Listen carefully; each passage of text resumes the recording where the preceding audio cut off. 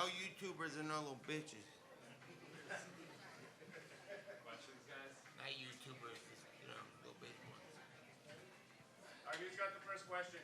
I got it. All right, let's go, Josh. Hey, Nate. Josh Gross over here with the Orange County Register. 5 years ago, 5 years ago, you made this fight happen. You made it out of thin air. You called out George. Could you have imagined that it would have lead to something like this, something this big? Was that in your head at all? Yeah, I figured whatever I was gonna do next was gonna be big back then too, and nobody's doing much or knows how to do anything much. So I like motherfuckers who could get it popping, and they should recognize that too. Do the same. Nate, right here. Simon Simano with MMA Junkie. You walk away from this fight with a majority victory. Is it a satisfying victory? Yeah. As far as boxing goes, and that, and what was the round count? What was the 7-3? Yeah, that's cool, but. A little bit more that. With him, it should have been a real fight. But I'm happy I got the opportunity to fight somebody who I like a real fight. So it was good to have an opponent. We had something to fucking fight for. What would be your assessment of the fight? Because Jorge came in here and said that you put pressure with a lot of volume, but you never really hurt him, and that he landed the bigger shots in the fight. Is that accurate to you, or what do you think of his I think assessment? he threw the harder shots and was trying to kill, but couldn't get no jobs done. I never really got hurt. He made with a couple things. I was like, all right, motherfucker, I'm not gonna let you do that again. But if it was shorter round, I think we could have done a lot more damage. But it was 10 rounds, so I traded it like that.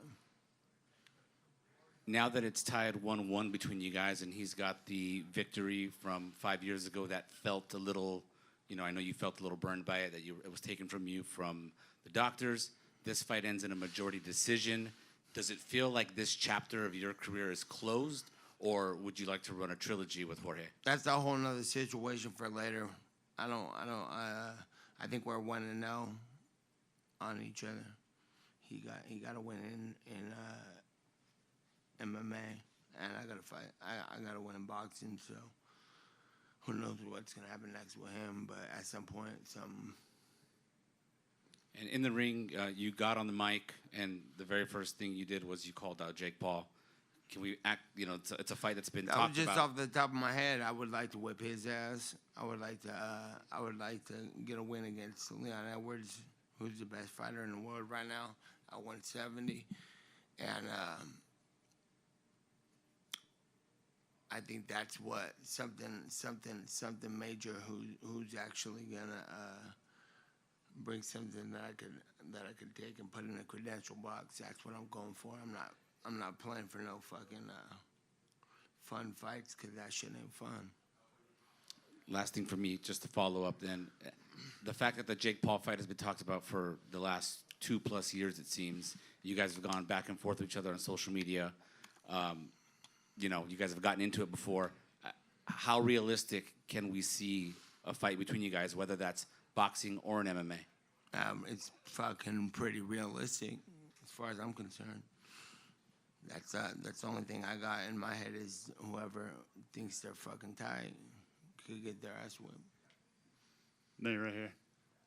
I asked Chris this question as well. They released the payment before the fights tonight, and a lot of the members of Team Diaz were getting paid pretty well. So how does that feel to see your team getting paid well and the team being brought up together? And do you think that more people in combat sports should look out for their team the way that you do? First and foremost, shout out to my boy right there with the Nelk Boys. Happy Dad, and I see you consistent with this shit. That's tight. And everybody who's with me is fucking doing what I do, and they deserve the world. So, and a lot of other fighters probably in a similar situation. So it's up to them if they gonna get it, because we're gonna get it, and that's the plan.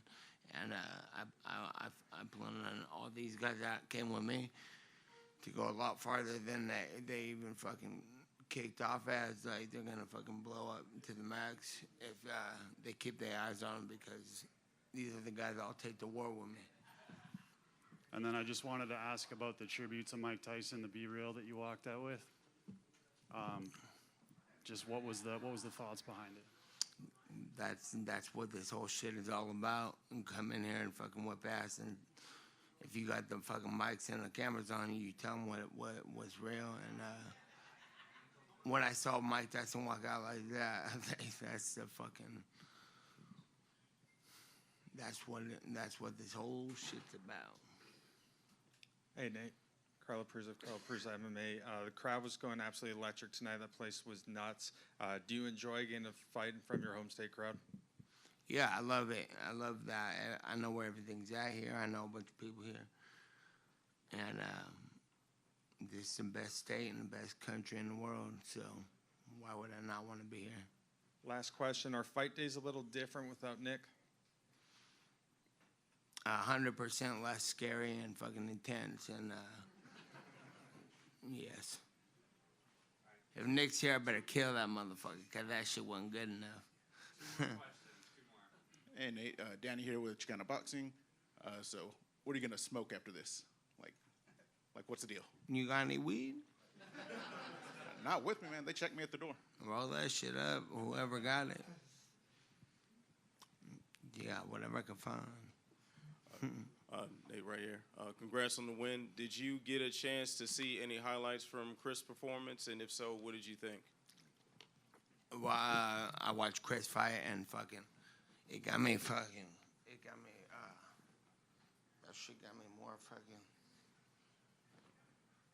confident, pumped up, and warmed up. I was like, I knew it would be like that, but you know how it is. Your boy's going to fight, and when he went in there and round one happened, I was like, all right, warm up round, and then I saw stuff start happening. I was like, no way, Chris got this, and Chris the best boxer. Chris, Alan Sanchez, my boy Luciano Ramos, and Jose Guay, who fought on the card tonight, and Kenny Lopez. These motherfuckers are I'm telling you, the best boxers, the best fighters in the whole world, and time will tell you that. Time will show you that. But yeah, fucking Chris handled business, showed out, and did what he was supposed to do, and that's a soldier right there, and I appreciate that, because it warmed me up and got my job done. So the same night that you called for the BMF fight, in this building, you defeated Anthony Pettis. What insights did you give to Chris in preparation for tonight? Oh, Chris know what he's doing. I didn't tell him no insight. I was just rocking with him like he was rocking with me. I go in there and have the worst days of my life with Chris. Fucking, so I already know. Like, you see my sweatshirt walking out, Be Real, right? I'm not fucking just capping about somebody to do something. I got some friends that suck. You know what I'm saying? So I'm like, if I'm talking about these guys, it's fucking no joke. Last question, Alec. Nate, If you think so, pull up with it. congratulations, 18,500 fans, a sellout. Ellie Seckback reporting. Conor McGregor today said he's betting $500,000 on you. He broke down the fight. He picked you to win, and you just made him $1.1 million. That's cool. Good job for us. Any message to your fans, people who love you and support you? What's next? Love the fans, love the people, love the press for coming out too and doing all this. Fucking big show, big night. Had a good time. Thanks for coming. Love, I appreciate everybody.